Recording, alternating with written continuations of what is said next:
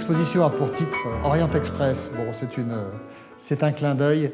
L'Orient Express, évidemment, ça évoque un train qui allait de Paris à Istanbul, en passant par Munich, Vienne, Budapest, Bucarest et finalement Istanbul. Ce train a été stoppé par la Deuxième Guerre mondiale, évidemment, mais il a recommencé en 1947 et il s'est à nouveau arrêté en 1977. Il a été victime des tracasseries du rideau de fer.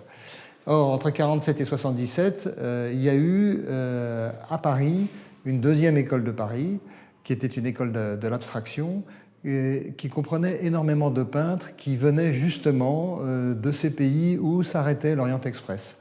Notamment, présents dans cette exposition, des peintres turcs, des peintres roumains, des peintres hongrois, certains très fameux, hein, on peut citer Antai, Abidin Dino, Rosda, enfin bon.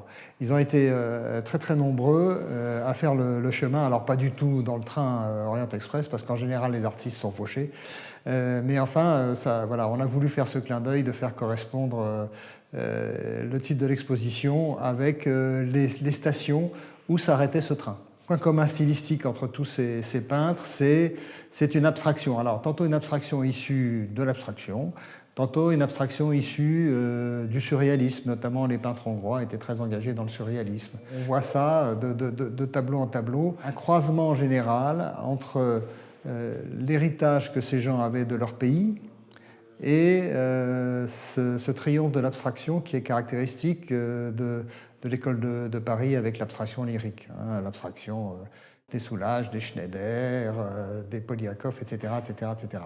Alors, en ce qui concerne les Turcs, par exemple, il y a un croisement entre la calligraphie et l'abstraction.